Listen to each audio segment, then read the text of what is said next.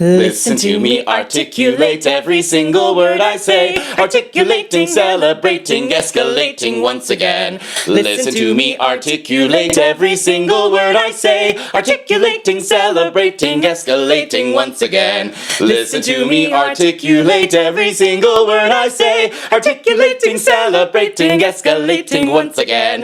Listen to me articulate every single word I say. Articulating, celebrating, escalating once again.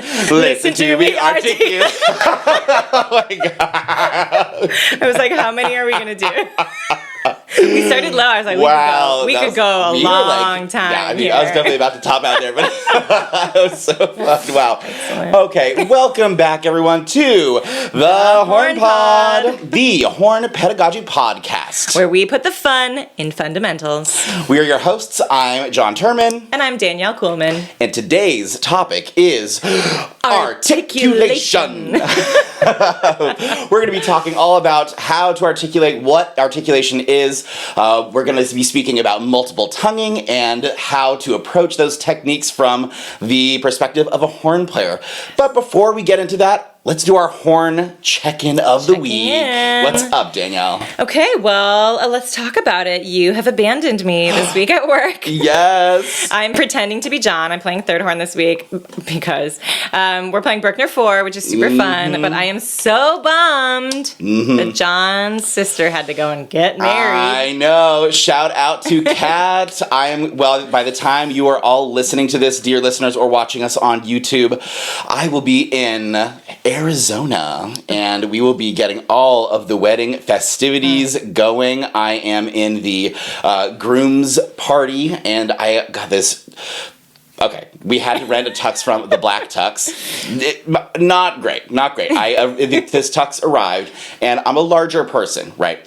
And this tux it looks like a parachute on me. It smells like cigarette smoke, and they even have a tag that says, "Do not alter this tux." And so I'm like, I'm gonna have to literally stand in the ceremony with like clips, like inside, those big like industrial clips, just like giving me some kind of shape. Yeah. And then luckily we can change out of the tux after the ceremony, so good. I will be immediately just getting back into quick change into your cute suit. Oh gosh, yeah. My God. Wild chat. Anyway, but that's what we're gonna be doing this week. I'm gonna be taking my horn because next week we have John Adams, the Harmonia leader. Yeah. Harmonia Lyra, and Steve Mackey. Oh yes, the saxophone concerto. It's gonna be sick. Yeah, it's gonna be really cool. I can't wait. But yeah, I'm gonna take my little glow in the dark Alexander fake plastic horn, and it's nice and light. It's a good little. That's travel a horn instrument, find right there. Honestly, it is. I'm so glad I found that one.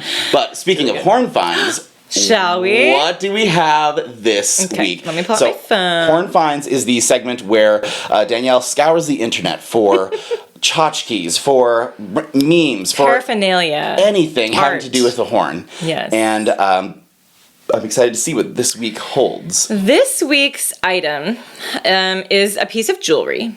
Which it often is, let's be honest. People love, it's either a Christmas ornament or jewelry, or AI at this point.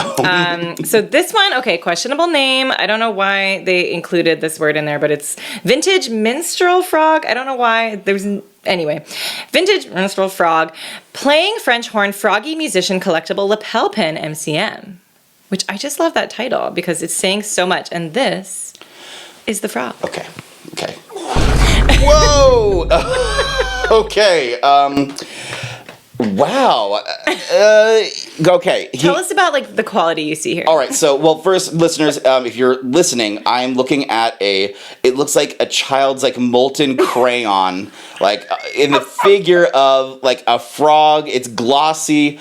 It's holding a horn with one hand. It's got gold flippers. It's got red swim trunks on, Dukes. and it is looking up in shock and or fear or panic. This is literally melting. It looks like it's melting, and I feel unsettled by this at the very least. That's going to be my honest take. But let's get into the horn of it all. What are we looking at? The horn of it all. So this horn, it's very interesting. It's a very small bell. I've never seen a bell this small and very short. It's like someone just chopped it off like at the ring and they just said, that's fine. Very stubby, no mouthpiece. So that's a dock on this one. You know, come on, artist. The slides are questionable. They almost look like two flutes at a right angle. That is the slides on this horn. So I'm not sure what to make of it. Another reason I like this one is because the description was really funny. So I'm going to read it to you now. This is the description. Rare, vintage minstrel frog playing French horn froggy musician collectible lapel pin gold tone with green and red enamel kitschy MCM. This cute and kitschy little frog is lonely. He's a one-man band at the moment and needs to find his other band members. He plays the world's smallest French horn while running around in red shorts. Being that he is only 1 inch tall, playing a large instrument is out of the question.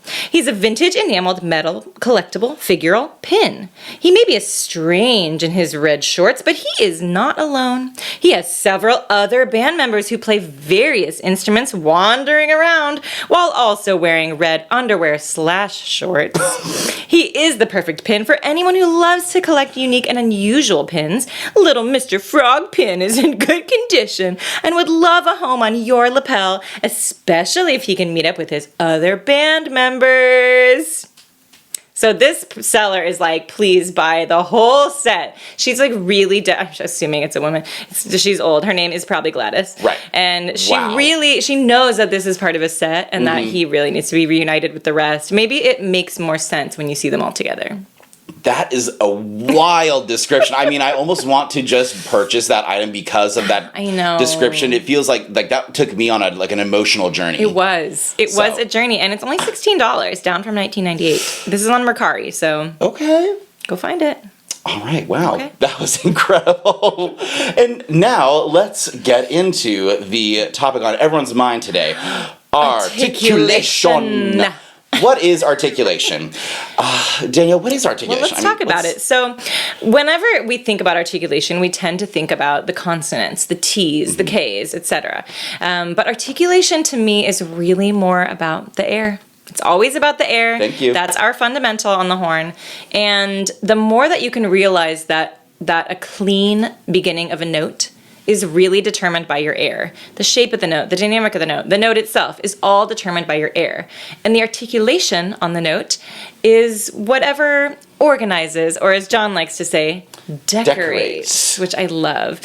So we need to decorate our sound, our tone, but we have to always remember that sound is air. Sound is vibrating air. And so whatever sound you want to make, as far as, like I said, the duration, the tone, the shape of the note, it's going to be determined not by your tongue, but by the air. Because the tongue doesn't make sound. Little ASMR maybe. Yeah, right. So we're always talking about that on the show. But no, the tongue doesn't make sound. And so it's so important to think of that as you're practicing articulation and sort of release yourself from the articulation, from the burdens of this tongue, and really let your air do the work. And notice we're staying away from a certain word, the word attack. Like, I feel like that's not necessarily like an artistic way to think about our articulation. And it's like, oh, okay, like that, like stabbing the note out, and just having the aggressive, and really physical motion of an attack. It's not like a strike, like on a drum or anything. It's like it's a release. It's a release, exactly. It's the release of that tongue, and not the striking of the tongue, like John said. It's not that. It's actually when the tongue releases and allows the air to pass through that you actually get the articulation. The start of the sound. The start of the sound. So, yes. Then so our imaginary horn student has come in. They have learned everything. They're so good. They know how to slur from note to note. But amazing. What if, maybe let's think about an alien from another planet comes in and they're and now let's analyzing what does the, what do humans use to articulate on the horn? Where does the tongue strike? What part of the tongue is doing the motion? Wow. What is that? That's my alien voice. I really liked your alien voice. Well, I would say sorry, Mr. Alien, but first we're going to talk about just breath attack. Oh. And I know we weren't going to say the word attack, but here I am. Mars attacks, breath attack, whatever. Oh, right. Oh, my gosh. Good music in Mars Attacks, by the way. So good. We just played that a few weeks ago. So let's do a couple of exercises. I think this will sort of help little Mr. Alien. I just assume it's a Mr. I don't know. Because who else is coming in, like, looking for all the answers and trying to mansplain? Yeah, right. Oh, God. Alien splain. Literally, alien splain. Then none of that makes any sense. Anyway, so we are going to talk about how to make a sound and sort of how to demonstrate that we don't need the tongue to make a clear and clean articulation. So we're going to start with our breath attacks. That's going to be our fundamental of our articulation today. And we're always going to be referencing back to our fundamental. So we always want to start with our breath attack, our air attacks, and now I'm saying that word so much. Attack. Ah. Attack of the attacks. We are reading the understanding that, yes, the articulation where, our breath attack, it's kind of like the, whatever. It's we'll call it a breath articulation. Yes, breath articulation. I knew I had a better word. Breath articulation. So our air articulation, our breath articulation, we're going to start with a really gentle one, just like kind of what we did in episode 1 with note production. So we're just going to kind of do like a fade in to find our beautiful and resonant tone on our note. And we'll just do G.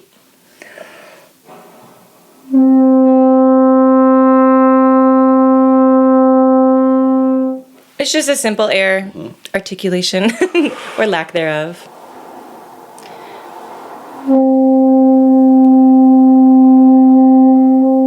And John had a really nice thing where you were talking about Oh, yes. The note whisper. So this is kind of a precursor to even a breath articulation where we're sticking to, I like to turn on a metronome actually for the breath articulation. But before I do that, I love to do what I call a note whisper, where we really feel that exact moment of muscle engagement necessary to produce a note. And so we get this kind of like false note, and then when we put just a little bit more air behind it, the note starts to speak. And when I do this, I just imagine like a whole note with a fermata and like hairpins going to niente to like piano. And let me see if I can demonstrate. It's a very similar principle as to the that first breath articulation. So we're going to breathe around the set.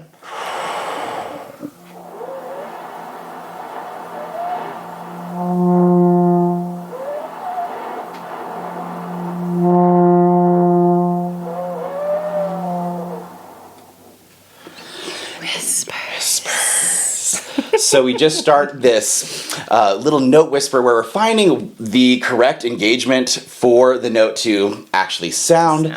And you'll know you're doing this right when you hear that like pre-note buzz occurring. So if you're pretty tight after, a day of teaching like I am yesterday, this might take a little bit longer for you, and that's okay. But it's important, I think, to start your session with this soft, this gentle niente quality. So good. Love that.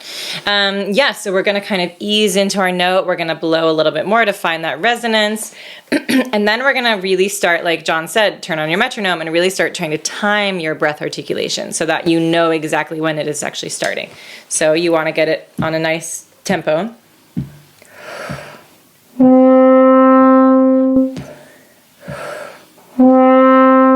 And so I'm making sure that my note is being generated from down here. It's not going pa or f or whatever articulation up here. It's just pure air. So you want to really make sure, oftentimes when I coach someone to do this, they will unknowingly do a little kind of P articulation or something in the lips. So really make sure that the note is coming straight out of your tummy. And when I'm coaching like these types of articulations, I will call those like plosive attacks where you actually like doing like a like starting a note, and that can be useful in certain situations. But Danielle, what is the most often missed note on the horn? Well, John. Which one is it? I think it's the first one.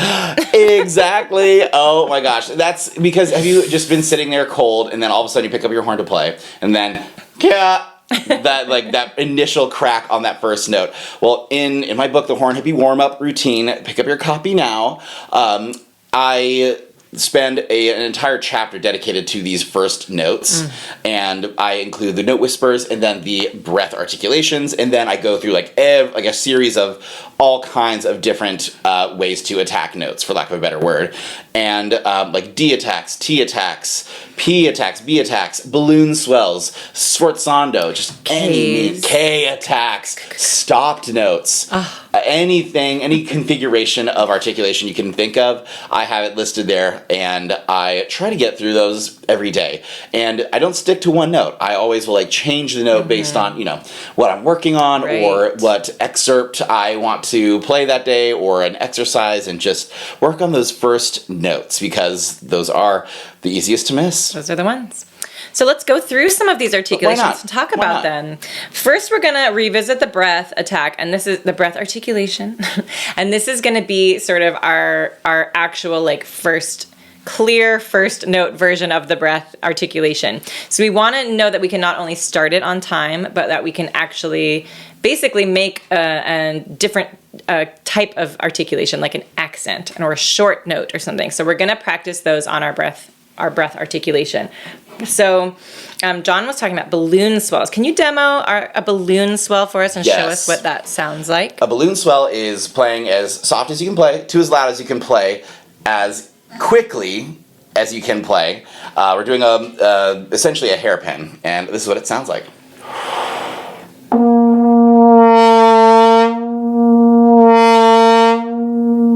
And this is really important. If you're trying to do this exercise and it doesn't swell, that's going to give you a lot of really important information, because you have to be very relaxed, both in your aperture has to be relaxed, and the lips that are vibrating need to be relaxed, and also your throat and your inner shape needs to be somewhat relaxed. Your whole body needs to be free of excess tension in order to make a swell that quickly. So something to listen for. So now we're going to dissect. We're going to chop that balloon swell in half. Yes. Mm-hmm. We're going to go to the top of the balloon swell, and this is how we're going to play our accent. That is the fastest air and the most air in that swell. We're going to start immediately with that kind of air. And immediately is the key word, because we're not going to do a twa. We're not going to scaredy cat ease into it. We're going to just go for it. So it's going to sound a little something like this.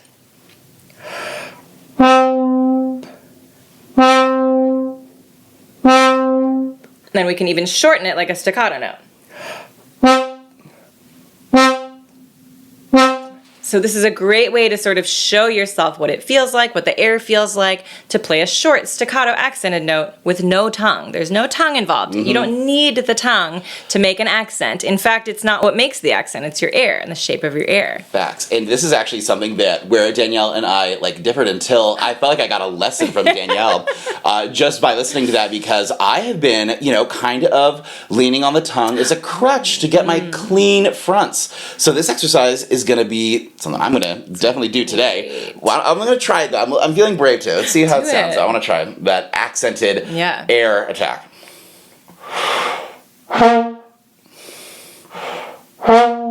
Okay.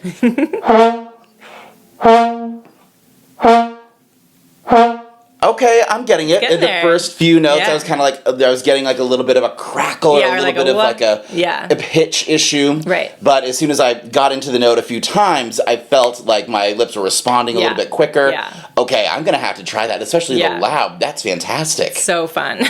I would love to do a chantal etude doing all those. Can you imagine? That would be great. Just scales monkey with gorilla style. Oh, the second Cheryl Porter reference in the episode. I love it. All right.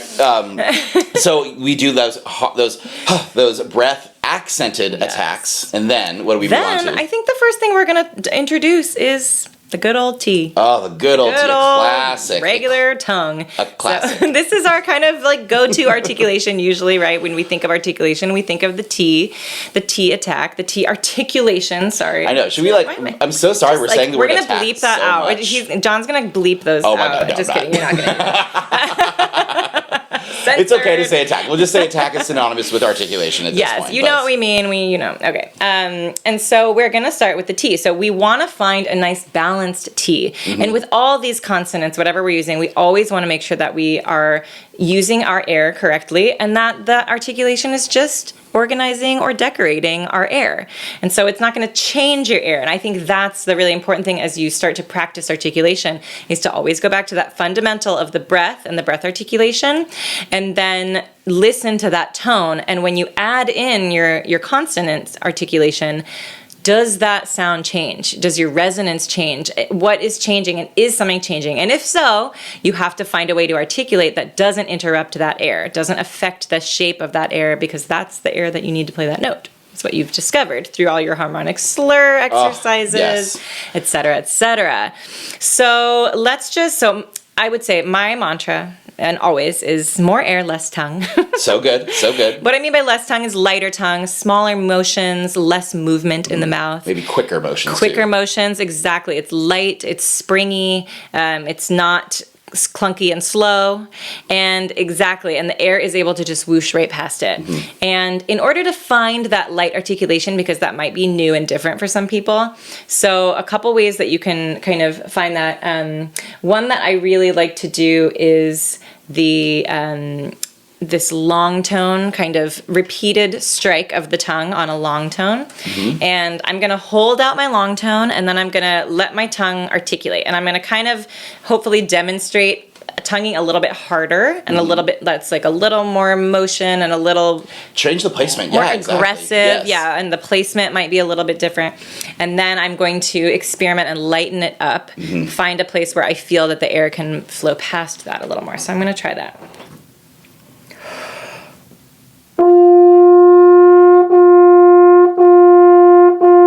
You'll hear how the air is interrupted. Yes.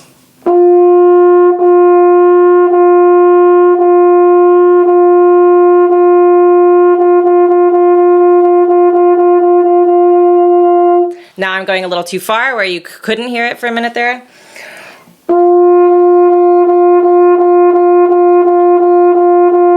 That's a pretty nice one. That's a nice one. So there I'm kind of finding the placement of where the tongue is going to touch, which you can maybe tell us about in a moment, what your thoughts about that.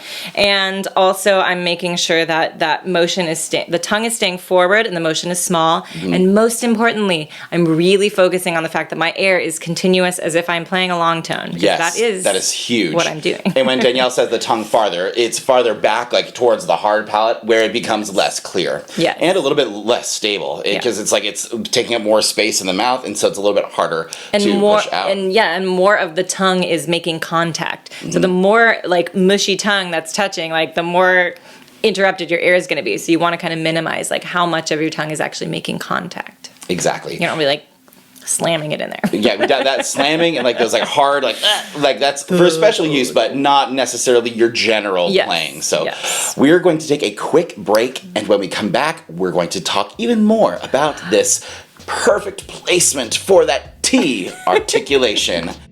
The Hornpod is brought to you by Genghis Barbie, the world's leading post-feminist pop French horn experience. Check out genghisbarbie.com for recordings, merch, water bottles, t-shirts, experiences, concerts, everything you want to know about the Barbies. Check us out at genghisbarbie.com. The Hornpod is brought to you by Horn Hippie Media. Music, education, and media production solutions. Loving the pedagogy on the pod? Head to hornhippiemedia.com and download the Horn Hippie warm-up routine today. This warm-up features all kinds of exercises, from breathing to buzzing to flexibility, and even horn player affirmations. Visit hornhippiemedia.com today. Okay, we're back.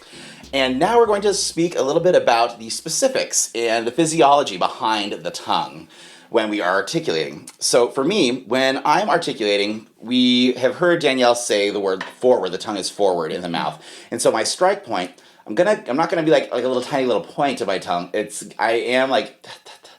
like the front like ridge of my tongue. Going like right on the bottom of my top teeth and making contact with my upper lip. Literally same.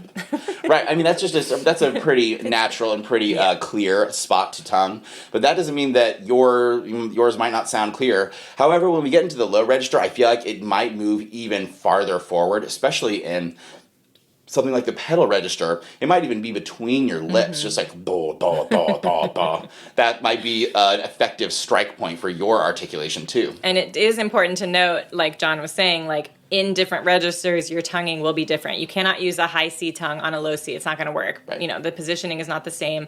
And there's some great, there's lots of great resources in writing about that. I know my favorite Eli Epstein video on YouTube about vowel shapes and tonguing and everything. It's amazing. So check that out. And for like the high notes, let's see. So that's my neutral tongue, just kind of where, right on the bottom of my top teeth and contacting the top lip.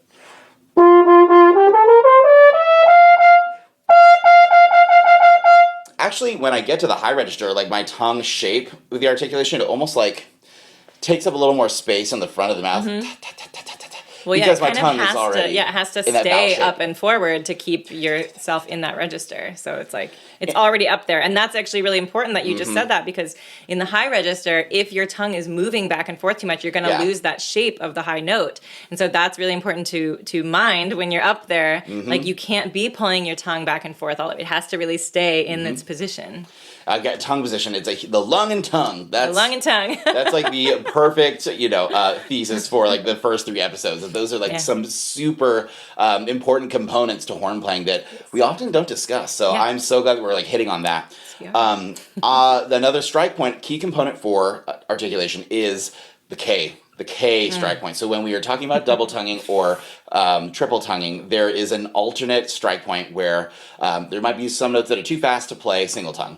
And so we have to add a strike point. So instead of going ta ta ta, you can go ta ka ta ka ta and have twice the notes in the same amount of time.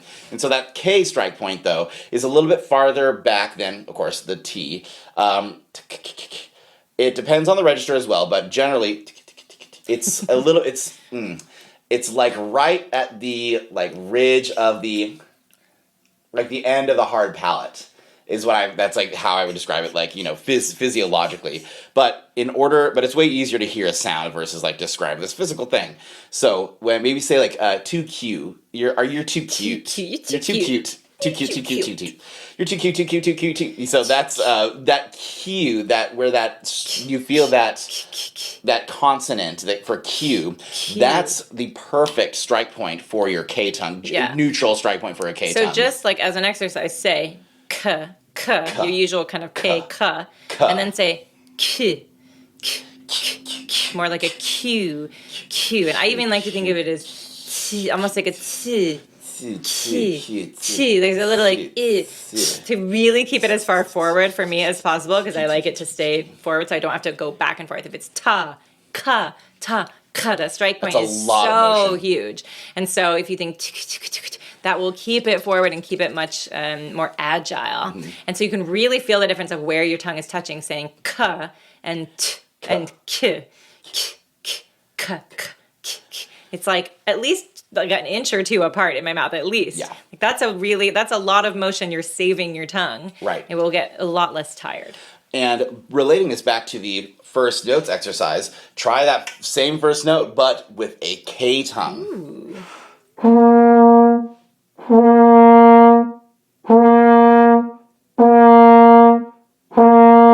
The goal is to make it sound so that the K tongue and the T tongue are identical in quality. Yes, and you want the quality of that note to also be identical to the breath articulation. Yes. Always referencing back to that beautiful sound. Oh my gosh, this is inspiring so much practice for me. I'm just like, wow, I cannot wait to just like mess around with this for an hour. Oh my God. I was practicing some Bruckner yesterday, and I was like, I was doing all my little breath attacks. I was thinking about it. I was like, here I am. It's so good. There's a lot of articulation in that. Oh, yes. Yeah.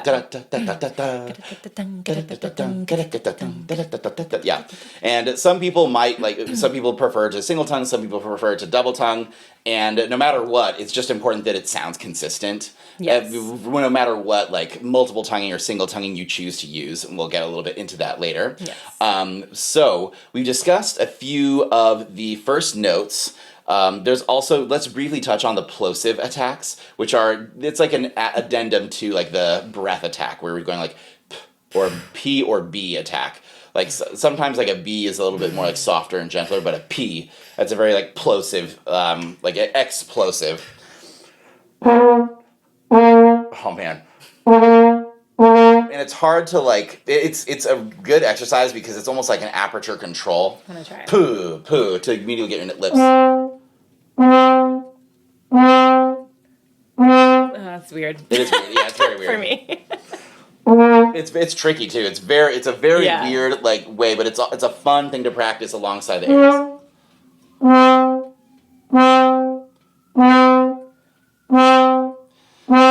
It's actually, that's a really good practice for me because it really makes me have to focus on the immediacy of my air. Because if my air is not immediately there, then it's going to get you that wah, wah that I was hearing when I first started.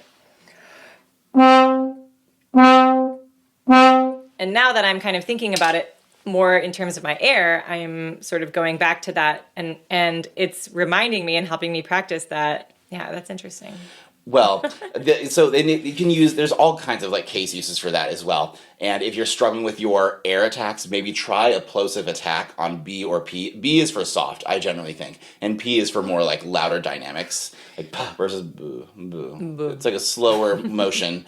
But in that same vein, you're not going to attack like the first note of Chaik 5 with like a hard, like clear, like ta, ta, ta. It's going to be a little bit more gentle. And so it's my opinion that the tongue shape, that tongue strike point, like it changes slightly to go from more of like a ta to like a d, like a little bit more of a wideness like to the strike point. Almost a D. Yes, a D tongue.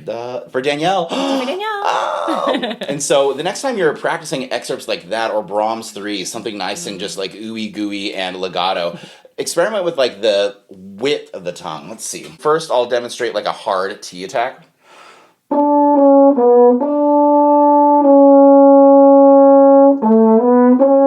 You can hear it doesn't have a whole lot of character, and it's kind of tricky for me to like push the correct like flow between these notes. Well, and you can hear the tongue. You can really hear the tongue. We don't want to hear tonguing when we're listening to that beautiful melody. We want to hear clarity, but we want to hear it like in a gentle way. And so I'm gonna like just widen my strike point. So instead of going like a point like I'm gonna go if you can see, I just like widen my tongue. But let's try that.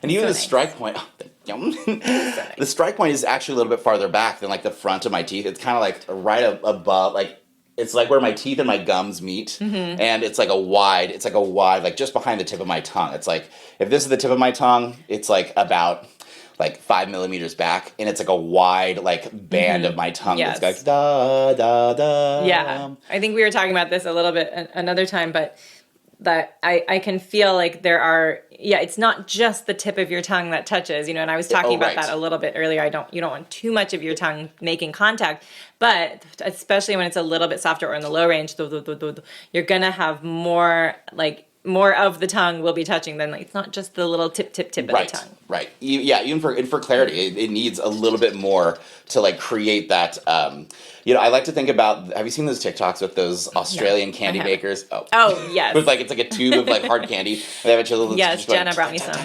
Oh my god! Yeah, and so it's unbelievable. It's so tasty. By the way, what they can do. Yeah, the art that they create. It makes no sense. And so like it's like this tube of like I think of the tube as like the moving air, and then like this chisel is like the tongue, and it's just like it's so defined and like so clear, and the candy just keeps moving and moving and moving, and like it's not disturbed at all. Like the motion is not disturbed by the tongue or the chisel at all.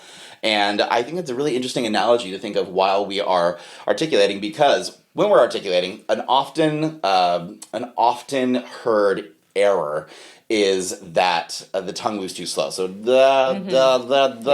like it and it's in the way. Up, it's getting in the way of your air. Yeah, and it's like stopping phrases, just like. And even play it again normal, but do that tongue, even that. Yeah.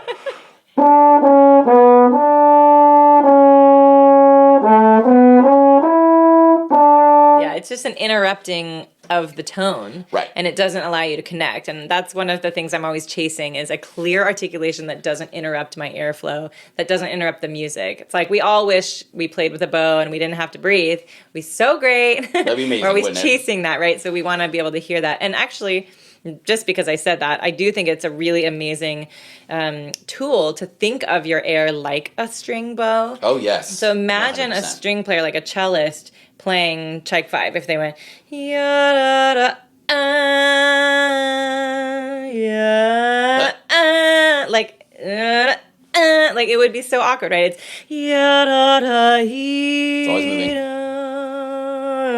yeah. Please don't clock my bowing. It's pretty solid bow.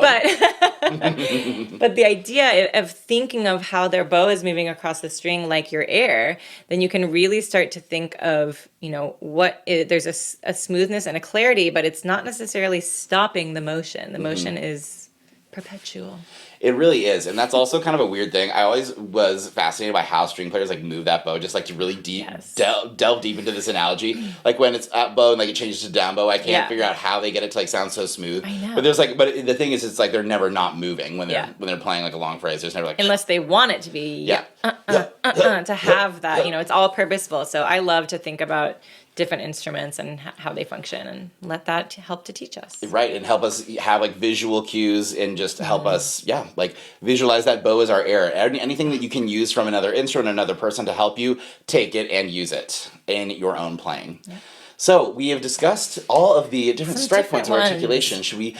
What are we delving into next? I think we should talk a little bit about multiple tonguing, or maybe a lot about it. Yes. Oh my God. Multiple tonguing is my absolute favorite. And my absolute least favorite. I have a really fast single tongue, and so I have been one of those people who was able to skate by pretty much for almost forever without practicing my multiple tongue. And then I don't remember what it was, but I think something finally came across that I was like, well, I can't single tongue this. And so I finally had to actually work on it.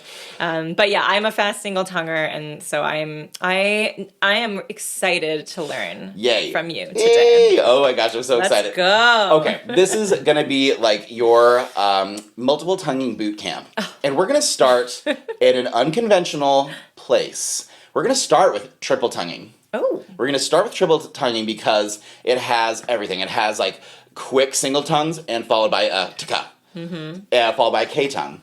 And the pattern that I want you all to just immediately switch to is TTK. That's the consonant ideation. So instead of takata. Instead of takata, takata, takata, or takata, takata, takata, takata. You could do a lot of people. What I used to do. I know. Sorry. I used to do this too. Honestly, I ta ta ta ta ta ta ta ta ta. I would do a double tongue, but change the accent, which can work and it can sound super clear. If your K tongues is clean as your T's, then I'm giving you the layup. You're like, no. And so with this, it's how trumpet players learn how to triple tongue. Everyone starts with the Arbens book, that big red book, and I love just flipping to the articulation page and starting from exercise number 1.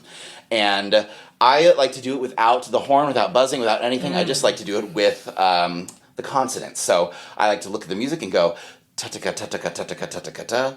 And Danielle, why don't you try that? Oh my gosh! So, but I'm not going to think ta-ta-ka because I'm going to think about what we talked about earlier. So it's more of a exactly. And it can kind of feel like a tongue twister at the start. But once Peter Pepper picked enough of those pickled peppers, it was easy. He did pick up pickled peppers. With practice, he was able to pick those pickled peppers with ease. And you will be able to triple tongue with ease with this simple practice. So I want you walking, if you're a student, I want you walking around campus looking crazy and going, and trying to get that as fast as possible. If you were on the train. But if you're me, you start it. Yes. And start at a reasonable tempo and then build it up off of the horn. Don't go too far too fast. Don't go too fast too soon. Right. Take your time. Cleanliness is everything when we're starting this, but also test yourself. So if you're practicing this etude 5 times, make the 5th time the one where you push the tempo crazy and be like, oh wow, that was great. Okay, I did faster than I could. You were talking about the lactic acid build up, and actually it's muscle strengthening. It is. So when we are practicing this, you you will reach a point where it actually kind of starts to like burn. Like if you've ever worked out in the gym or gone on a run or done like held a yoga pose for a long time and you feel that pranayama, that like muscular like tension and that shake and that burn in the muscle, you will actually start to feel that sensation on your tongue. It's like a kind of like numb but like fiery, like and when you reach that point, keep practicing for like 10 more bars and just try to see like what happens, because that's where the gains are made. That's called hypertrophy. And so the more you like do these kind of, you put your muscles under the stress and over time, like the easier that load becomes to bear, that speed becomes for your tongue to handle. And it's a little bit easier off the horn, obviously, because we're not focusing on the buzz as well. But when we put that to the horn, well, I don't even know what Arvin's one sounds like off the top of my head, but it's just like, it's like a scale, you can imagine.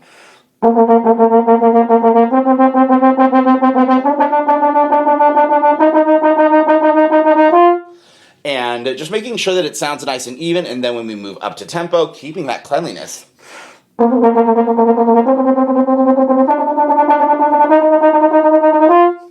And from there, you will like start to notice that the exercises kind of deviate. So you will like change the third note, like change on the third note, or like start on a different note, and then so it'll be like or something like that. And I feel like the changing on whatever note, that's the key component of like changing. That's the next step in and getting really good at triple tonguing, is your ability to also change notes while doing that crazy articulation, that different articulation. And from there, double tonguing becomes so much easier and faster. It's like, wow, if I could do triple tonguing, double tonguing, just like you already practiced it. Right. It's already in there. Like but one thing you can walk around campus saying, here, kitty, kitty, kitty, kitty, kitty, kitty, kitty, kitty, kitty. And that actually puts the tongue in that cue, that forward. The K tongue is a little bit more forward. So whisper it.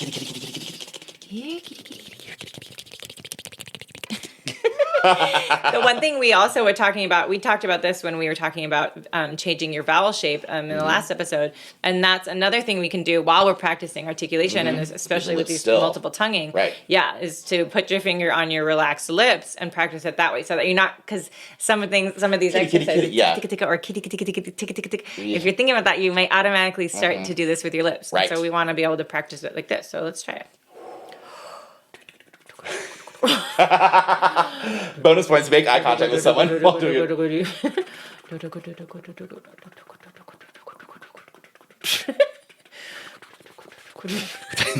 I'm literally like, I'm at like 1/8 of John's tempo. No, I hope that everyone who like listening to this like in a public space is doing this right now, just going. So I mean, the warm-ups I did on the New York subway, like I would just whip out the mouthpiece and buzz, and no one would even think about looking up. Yeah. Oh my god. That's so wild.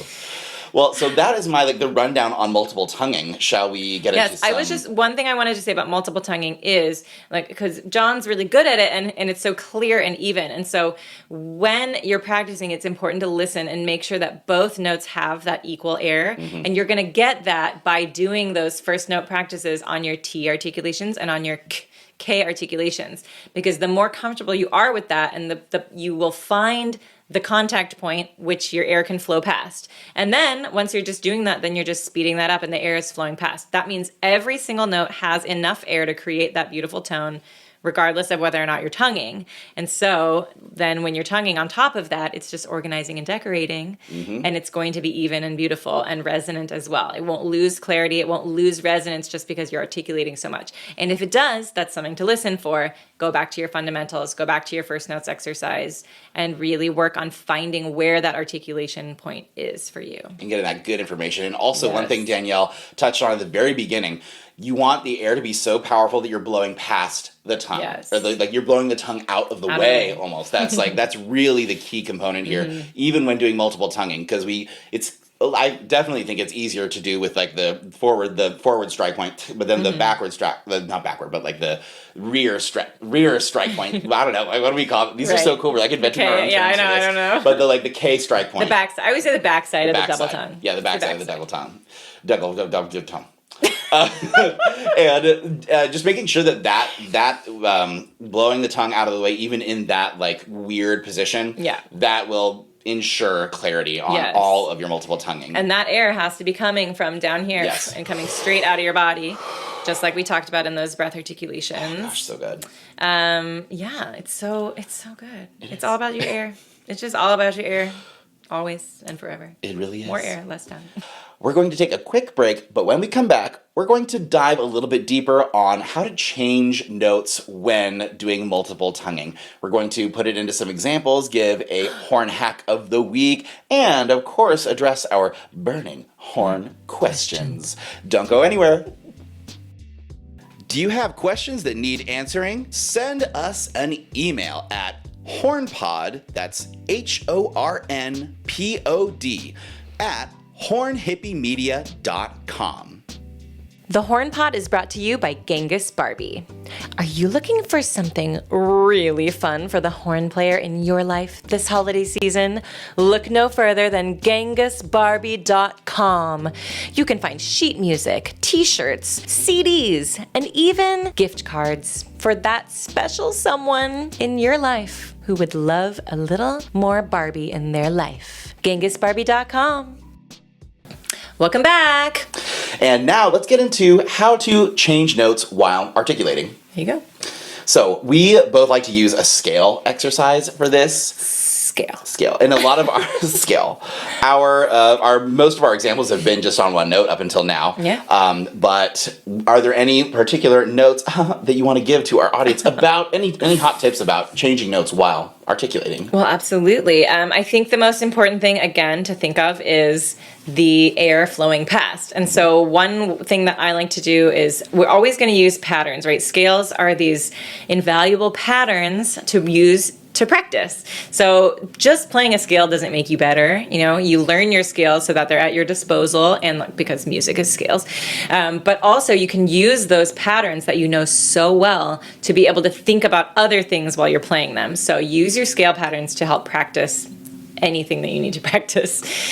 So I like to do a little bit of scale practice. I'm always, again, taking it back to that fundamental of my air. So I will often use a scale. I will do really connected slurred scale, and then I will add some light articulation onto that. So I'm going to be doing the same type of, my bell's just not screwed on. This is going to be my slurred scale. I'm going to have it be informed by my harmonic slur and my mouthpiece gliss, and it's going to be really, really, really gooey slur.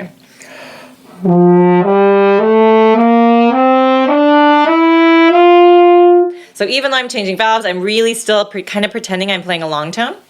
And now I'm going to add the articulation to that. So one of my students called it secret slur, and I love that. Because what I am really doing is I'm pretending I'm slurring. I'm pretending I'm still slurring, but I'm also articulating in that same fashion that I did in my repeated note long tone exercise.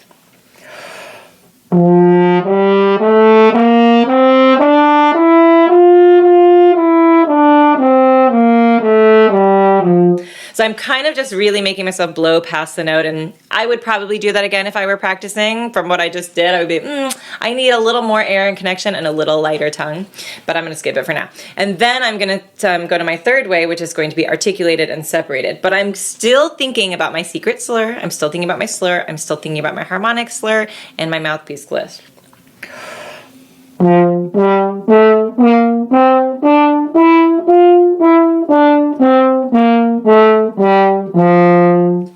It's so interesting, like the note shape. I still hear connection on that. I really do. I hear like it's like the air really is not stopping. It like the buzz is what's like.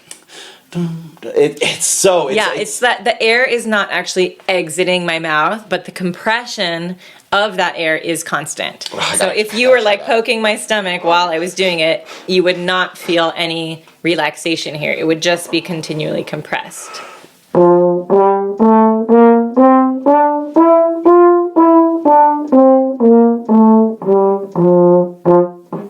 It's different than this, of course. Where I am intentionally interrupting the air, but that is it's so beautiful.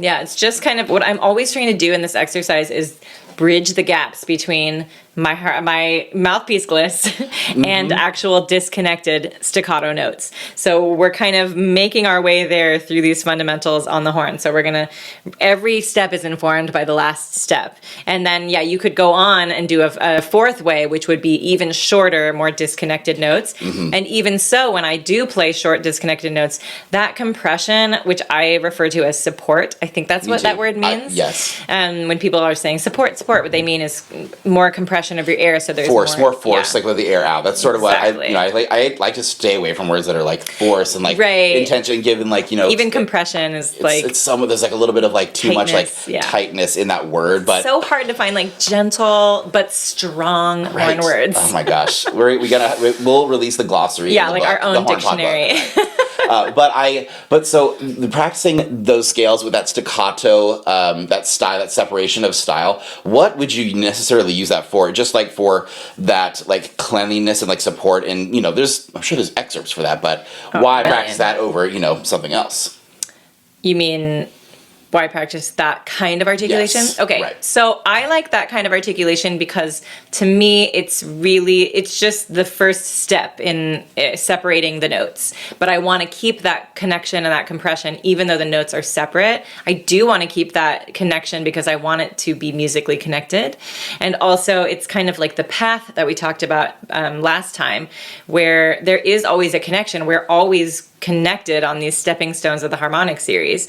And so we need to kind of feel that while we play, that even if we are playing notes that are separated, that we do still feel the connection in between them, so that we kind of we don't feel like we're jumping in out of nowhere. We're not just like floating in space. We're actually coming from somewhere and going to somewhere else. And I think that really, for me, has definitely improved accuracy, and also keeps things more even and throughout registers. Flexibility is huge. So after we've kind of played with this scale pattern and used it to kind of find our first kind of separated articulated pattern, let's talk about some more patterns and exercises we can use for tonguing. So multiple tonguing, we can, I like to do double tonguing for a scale pattern and really try to just make that cleanliness that we had for our single tonguing just as clear on our multiple tonguing. So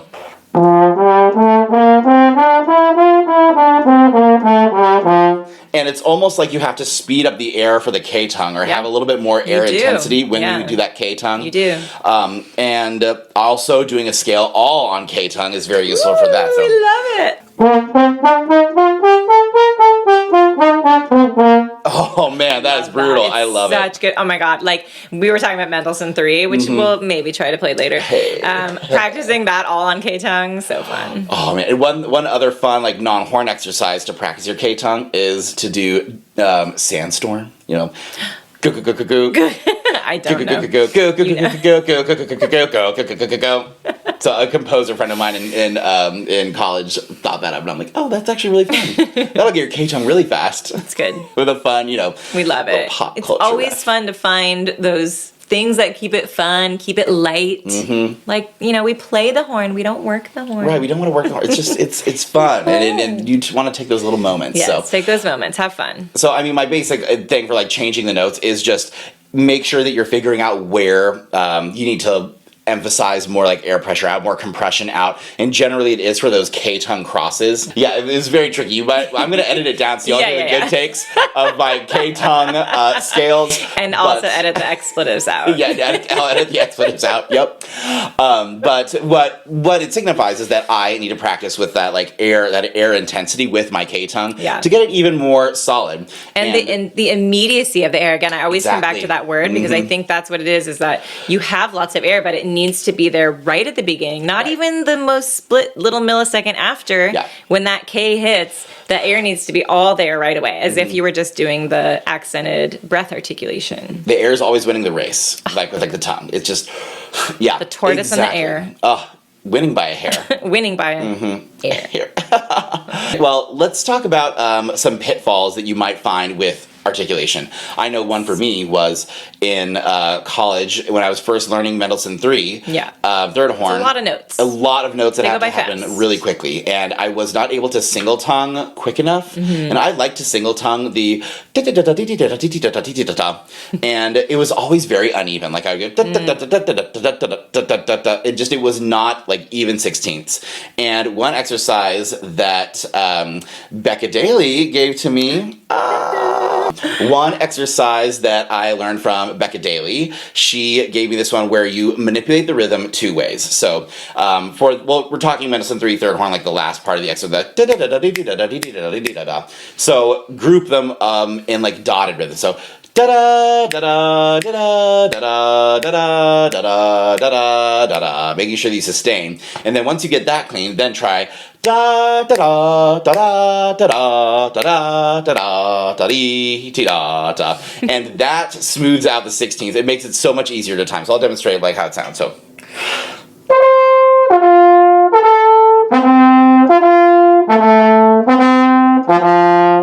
Or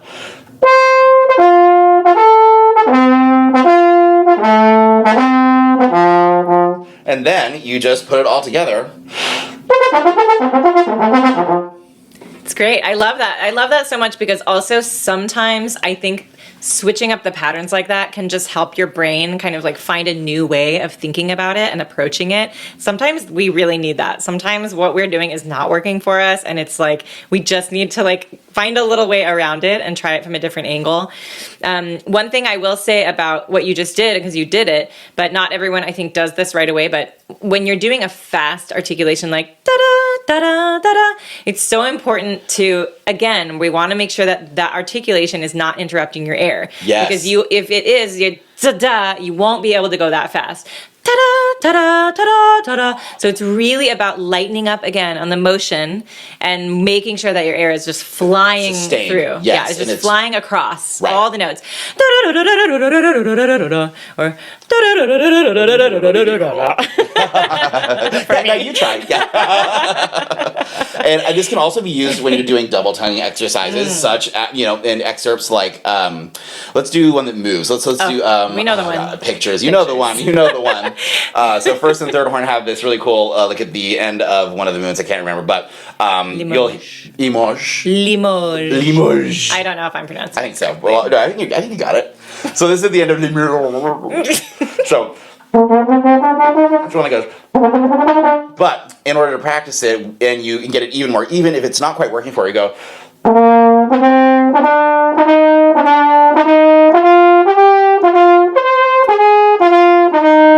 Etc. And then.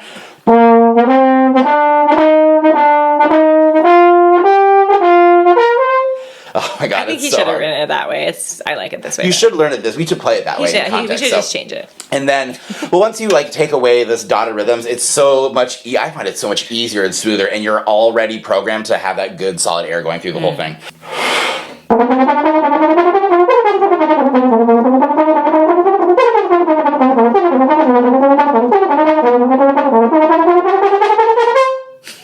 Love it. It's so easy. It's literally like so easy. Meanwhile, I'm sitting there like, I'm so glad I don't have to play this part. And conductors will take it faster than that, y'all. So yeah, make sure. I feel like it's for me. I feel like if it was faster, I could do it. It's like I feel like when it's in an in between. Of course, we all know that when it's in an in between tempo, which is why it's so important to be able to speed up your single tongue and also to practice your double tongue at multiple speeds. So you want to have a range that really crosses over, so that there isn't some tempo where like you can't play either one. Right. And make sure that you're maintaining that, which I'm not. So now I know what I need to practice. Well, yeah, it's like a slow double tongue. That can also be like super useful in certain situations. Yeah. But well, just that you have the range. Like if you don't have to be switching back and forth. I've had that happen to me where it's like I have to switch to this for that part and this to that part, and it's just like it's good to have everything at your disposal so you don't have to be confusing yourself. Facts. Like Danielle. Like me. Well, be like like Danielle. Be like me, but not don't. actually. Wait, but yes. Be like a combination of John and me. Yeah, actually, that would be perfect. Let's I feel like design the that's- perfect yeah, player. Oh my god, exactly. yes. Well, that's also really good to address because you're not going to be as a horn player. Like you just have to admit you're not going to be like as good at like everything as like someone else. Yeah. And that's why it's important to like be friendly and not be a jerkus. And, like, so you can learn from each other, and it's fun when we can learn from each other and practice and just like we make each other better. And when you're like working together, like the work is much better. And it's so fun. And it's so much more fun. And we have way too much fun. We really do. And we have so much fun. We were like, let's do a podcast. Yeah, we were like, oh my god, we should totally do a podcast. Like, Let's we do don't this. sit next to each other enough. Yeah, let's right. do it more. I mean, this is kind of a unique This is setup. fun. I mean, I am third horn this week. So. Right, exactly. It perfectly fits. I love this. So let's why don't we get to our burning horn question? Let's do it. Oh my gosh, our burning horn question. So we had a question come in, a little anonymous question about lockup and stutter articulation, which I think is actually really applicable to what we're talking about this week. So if you're not familiar with what a lockup is, sometimes I just tell people, turn it off, forget it, I don't even want you to know. But it is important, I think, to know what it is and what can happen and how to help someone or yourself if you're going through it. So a lockup is, I had some like actual terminology for it.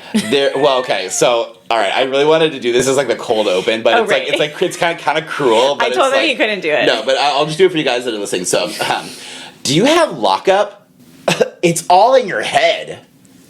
Literally, it is the synapses and the neurological pathways that are like developing that we just need to like rewire. We need to rewire the brain because you go to take a breath, and then when you go to play, there's either an emotional or like a physiological or psychological response where you actually like brace down and like you bear down too much. You seize. Yeah. And you like enter. The release does not happen. Right. The release doesn't happen. The strike point part of the articulation occurs, and you're not able to release it. And it locks in that point. And it's also known as like valsalva, stutter, or valsalva lockup. And the valsalva maneuver is like this muscular brace. And that's like, I've actually learned this from doing powerlifting. That's actually a super necessary component to powerlifting. And I've also learned that it's actually also a necessary component to high playing when you are engaging the core in the correct way. And you're actually able to breathe around that valsalva, like that brace.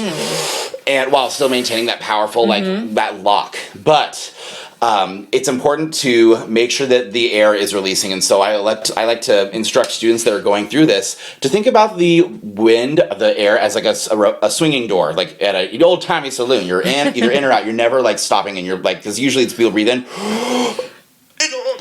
and then they don't release, and it's much nicer to just like go. Like the pressure inside your lungs is like now it's like too great like versus the outside atmosphere, and so that natural occurrence of the breathing out, which happens when we're asleep and things like that, unless you have sleep apnea. But that natural release of the air from in, that's what we need to like reacquaint ourselves with when we're experiencing lockup. Just because you have lockup doesn't make you a bad player. First of all, it doesn't mean that you can't get out, you can't like get rid of it. But it means that you need to be aware of it, and you need to channel the frustration in a positive way to quickly fix it. Yes. And you may not have a quick fix. It might not happen. Because I did have a lockup for years, for several years, probably like 4 years that I really struggled with it. 1 year where it was actually like really bad. And I was able to kind of climb myself back out of it. It took a long time, I think, because I was in a really stressful situation, aka college. Right. And I had some really good instruction that I think helped me a lot. I love the swinging door metaphor because what you're really doing, I think, when you're kind of pulling yourself out of this lockup is you have to distract your brain from the thing that you're hyper focused on, because once it starts, it usually kind of snowballs, because once you experience it, the anxiety around it and like just, it starts to kind of spiral and it really builds on itself. And then it keeps it locked in, for lack of a better word, instead of kind of releasing yourself from it. So you're locked in your lockup. And so for me, what really helped was kind of what you were saying, like it was actually like a belief and knowing that I could do it, knowing that it wasn't forever and that I could come out of it was actually one of the biggest things that helped me begin to get out of it again, was just playing a few notes, having someone actually say, it was in a masterclass with Julie Landsman, and she had me doing like just kind of on the fly, like play, now play. And it was really like a little bit jarring, but it just showed me that, wow, when I'm not focused on this, when I'm not in my head about it, I can do it. It's not that I'm physically unable to articulate. And that was so helpful for me to believe and know that I could do it. And so if you're struggling with it, you can do it. And some of the things that I found so helpful were subdivision before playing. And again, these are just ways to basically distract your brain from thinking about whether or not you're going to have a lockup, whether you're going to be able to articulate this note. So subdividing before, and then also another really fun one that I liked was lifting up your big toe at the point of articulation, because again, it's just like thinking about something else. So it was held and they've been 1, 2, 3, 4, lifting your toe up right at that moment, because otherwise nothing would come out. And so those two things I thought were the most helpful for me, the subdividing to play, because it was really just, I'm focused on the timing, I'm focused on something else rather than just sitting there and like in the back of my mind wondering if my tongue is going to move or not, because you never knew, and when I was experiencing it, I never knew what was going to happen, which is not fun. Right. And that's actually why I got so good at air attacks, because I would breath attack everything. Every excerpt, I would breath attack the initial note, including Heldenleben, which in auditions, like that's what I had to do because I could not articulate reliably. So if you're struggling with that, we hear you. My teacher, Mr. Ashby, said he estimated about 50% of his students dealt with this at one time or another. So it's really common that people deal with this, and we probably don't talk about it enough. Yeah, it's like got a little bit of a stigma. It's kind of like double buzzing too. It's got a little bit of a stigma. Ooh, yes. And it's like, these are issues that like everyone has, and it's not necessarily like a huge issue. But sometimes it takes a little bit longer to like come out of. We're working through this. It can be a huge issue. But on the other side of it, like when you work your way out of it, it is like, whoa, okay, you just did that work. Yeah. And you gain like all kinds of skills that you probably never would have dreamed of before. Yeah. And so like, do not lose hope. Stay patient with it. If you're teaching someone and they're experiencing this and like a lesson, what I like to do, it's like if they breathe and then they lock up, I say put the horn down. Take it down. Put the horn down and give me a breath. And now bring the horn up and do the same thing. But set. Breathe around your set. And they will not get it like right away. It takes repetition. There's also something like, we are going to have a whole teaching episode. Like, what is the episode? Like, future episode counter of the episode. For that. Where I'm going to talk about Johann Joachim Quantz. Quantz. I know, the flute teacher, the flute pedagog. Oh my god! And like in his book, it is so.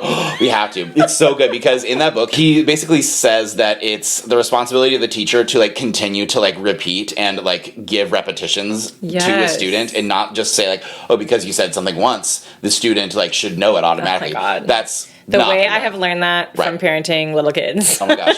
It's like they need people that are learning something new. You do not say it once. You say it over and over for several years. And then maybe it starts. Yeah, then maybe it sticks in. And that's important, though, as teachers, because someone, when they're playing for you, they might be, like, distracted or thinking about something else, and that's okay. They're, like, thinking about producing, like, a quality, like, sound for you, and, like, they might miss a little something here and there. And so don't apologize for repeating things, and do often repeat when you're hearing things that are, like, repetitive or, that are continuous issues. So just like we on this podcast say the same thing over and over. I mean, it must be said, right? It must be said.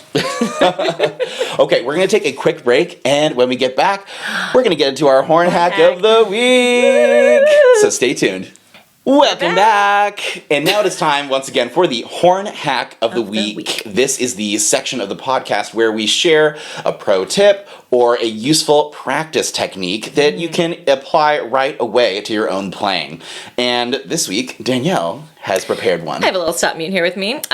So one thing that we think is so helpful and really, really easy to implement is a technique of stopped horn playing that will help really boost your volume and clarity when you're playing stopped horn. So when you're playing with a mute, it's got this little bitty bell on it. This is Jerome Ashby's old mute. It's my keepsake. I love it so much. And it actually makes a pretty nice sound. So I'm going to put the mute in, and I'm going to demonstrate what it sounds like when I just hold the horn like this on the bell.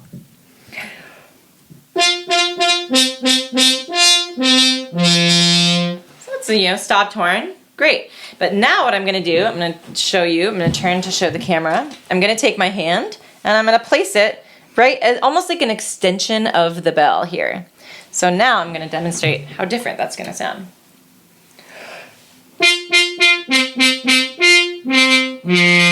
Without.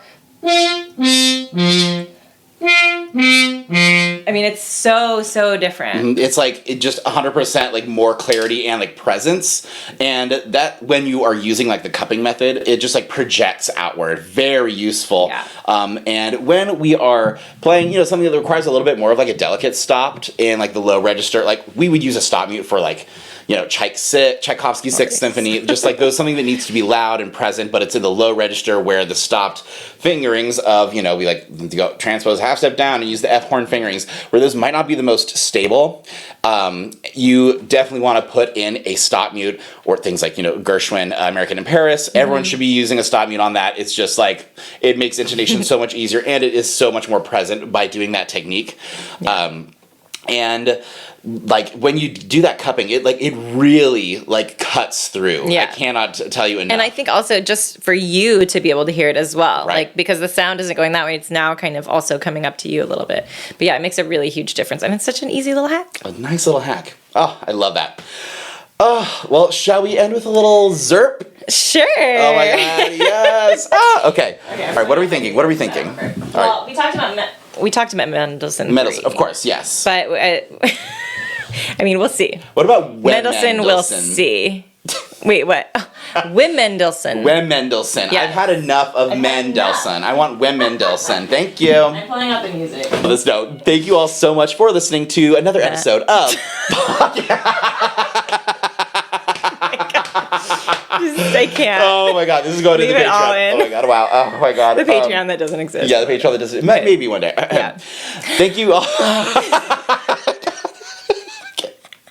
I cannot look. Okay. I'm just you talk. I'm not making any sound. Okay. Thank you all so much for tuning in to another exciting episode of The Hornpod. We will be back in your ears next week with an episode I don't even know what we're going to talk about, but it's going to be fun. It's going to be informative. So we will see you then. And now how about a little zerp? Let's do it. You might know this one. This little ditty. Little ditty we did. Little ditty. Here we go.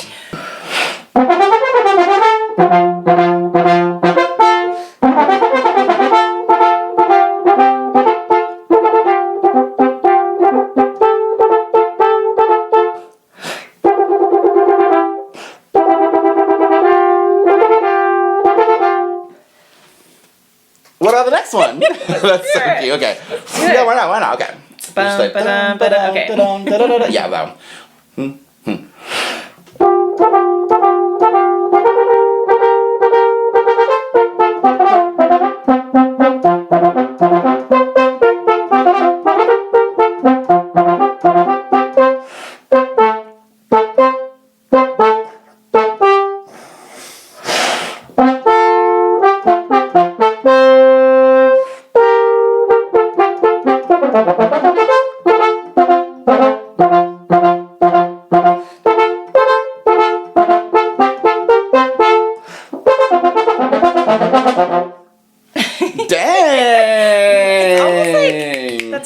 Almost like that's our job. Seriously, wow. We have fun. We do.